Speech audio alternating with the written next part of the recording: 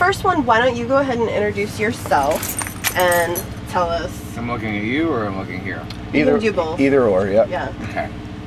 All right, so ready? 1, 2, and 3. Hi, I'm Monte Pittman, and I play guitar, and I sing, and I make albums, and I teach guitar lessons, and I hope you're having a great day. Thanks for joining us. We really appreciate it. And so let's start with some of the basic stuff. How did you very first get started in music? Like, did you come from a musical family? Like, who was your early influences, family or outside of family? Well, that started with my older sister. I used to go into her room and listen to her Kiss records. And that's where it all started. I was one of those kids who would stand on the bed and pretend they were Ace Frehley.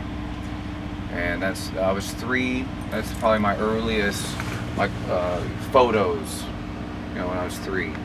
And then, as music evolved, I look at myself as very fortunate to have grown up in that time. And I started getting into Motley Crue and Twisted Sister. And, you would, the way you would get music is you would get a tape for Christmas or for your birthday. So you would get music only a couple of times a year. And then there was Columbia House, so you could order like 12 tapes, and then that's a way that you would kind of find out about new bands. But then when I turned 13, I got my first guitar, my first real guitar. And I had played in the school band. I played drums because that was the closest I could get to playing in a band. And when I got my first guitar is when, Metallica, Slayer, Anthrax, Testament, those bands were all coming out. So that was a really exciting time for music. So how old were you playing drums, and how old were you when you started with guitar? Well, I got my first, guitar that wasn't a toy. Because I had, toy guitars, and I would break the strings. I'd put rubber bands on there. And I would take, from, when my mom would go to the grocery store, and those little plastic clips that you put on the bags that you put vegetables in, and I would cut those with scissors to make picks. So those would be my picks, and then my toy guitar with rubber bands would be my strings, and I would break them, or you could get fishing line. I would get that from my neighbors and put fishing line on the guitars.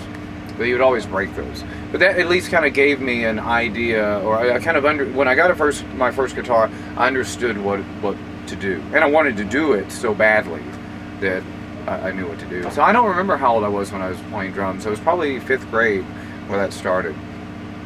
But my first guitar, I was 13, and so all these bands are coming out, and it was something challenging to play, and it was fun to play.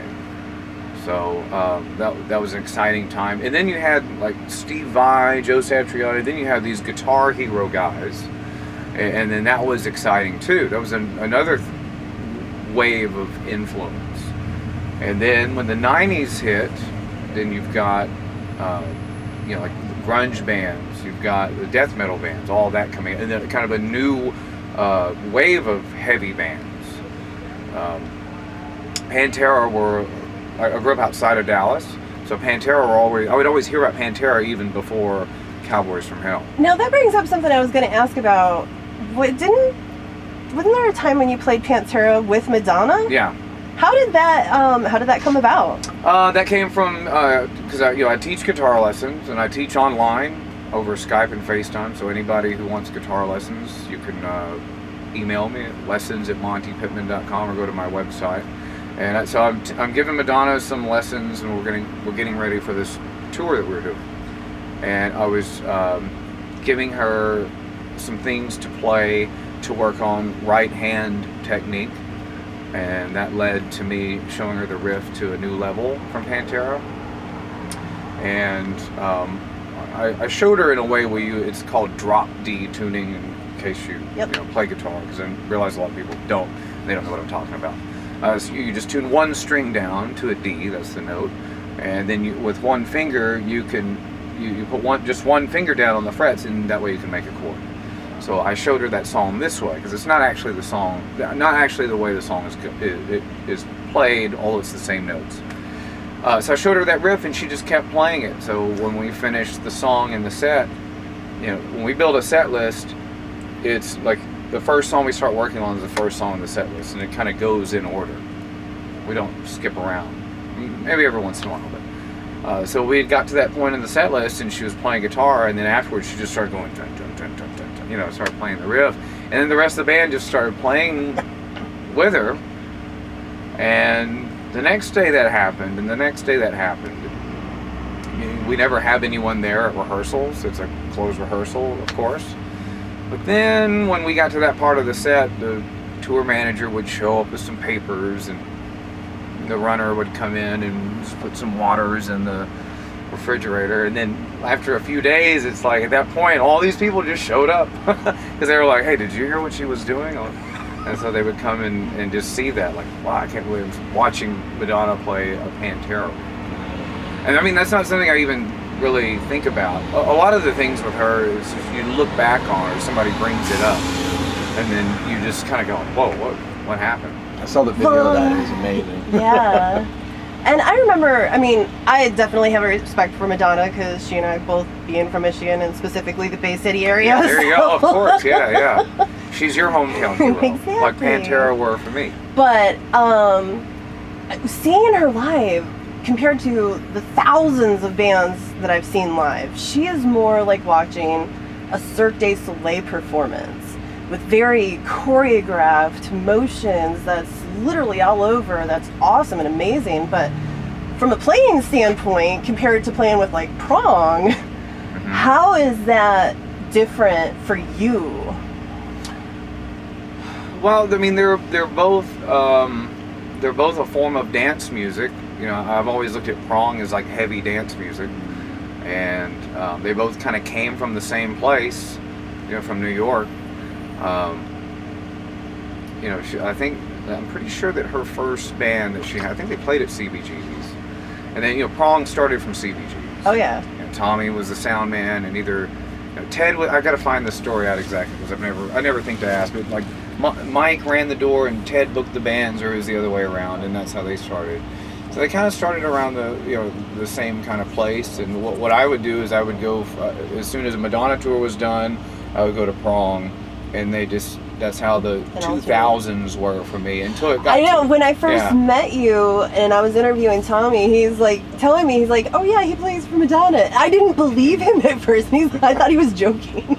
Yeah. He's like, no, really, he does. I'm like, really? When you guys were like traveling in a van at the time, you know, so I can imagine the difference of van versus. I'd have to imagine Madonna's not in a van. No, we're in a van too. We're in the same van. Same one? Yeah. Yeah, she drives though. Nice. Tommy wouldn't drive. You know, there's only so many notes in music, and I think a lot of guitar players like a lot of different kind of music. So there's versatility. One of my favorite things about playing guitar for Madonna is you have all of these different styles of music you play. You know, there's always something with the acoustic guitar. There's something that's like a rock oriented thing. Like the last tour we did like a heavy version of Burning Up. And the amp sound that she used, it's a Kemper amp where you record the amp sound, but the sound that was recorded was one of Kerry King's signature Marshall amps. And Kerry King's the guitar player for Slayer. Yeah. So I was actually showing Brent Woods, that's Sebastian Bach's tech, not his tech, his guitar player, earlier at Soundcheck. I said, hey, check this out, listen, because I just happened to have that sound up. I was just kind of tweaking some sounds. I said, whose amp do you think this is? He goes, I don't know. I'm like, that's Madonna's amp. He's like, what? It's so heavy. That's on your Kemper? Yeah, that's on the Kemper. So, there's only so many notes, and it's all just the attitude and the style you play it in, or the effect that you use. Well, and another thing that surprised me about Madonna specifically, I remember when I was touring on Ozfest in 2002, every morning, that was part of their soundcheck lineup, was actually playing one of her songs. Well, which one? Oh my God, now you're gonna quiz me. I forget. That's okay. It's been a while. I don't want to say the wrong one because I'm thinking of one and I know that's not the right one. But let's just say they used that, and Metallica, and there was like a couple other ones that they play every single morning. And every morning, and you just hear it, and just the range of the highs versus the lows is something that most people wouldn't even think of. They just don't even pay attention to that range. I look at it like classical music. Exactly. Because there's so many components that make the whole thing what it is. And just like, guitar is one little piece, and sometimes it's there, you don't notice it. Sometimes there's no guitar. Just like if you have a classical piece, there's just the violin playing right here, and everybody else cuts out. Yeah, I definitely have an appreciation to the amount of content there is. Not even, like I said, just musically, but even in the stage show. And I would have to imagine being on stage with some of the choreographed moves that sometimes you'd have to be very aware of where the performers are. Have you ever had any mishaps? You always do. There's we rehearse so much, though. I mean, usually it's 3 or 4 months of rehearsal before we play the first show. So you know it so well. If something goes wrong, God forbid, if something, a piece doesn't work, you know how to get around it. Yeah. That's a good thing. So anyways, we're going to wrap up this segment and cut to another one. Okay. So thank you for joining us today, and we'll see you in the next segment. Thanks. Check out my new albums, Between the Space and Better or Worse on Metal Blade Records.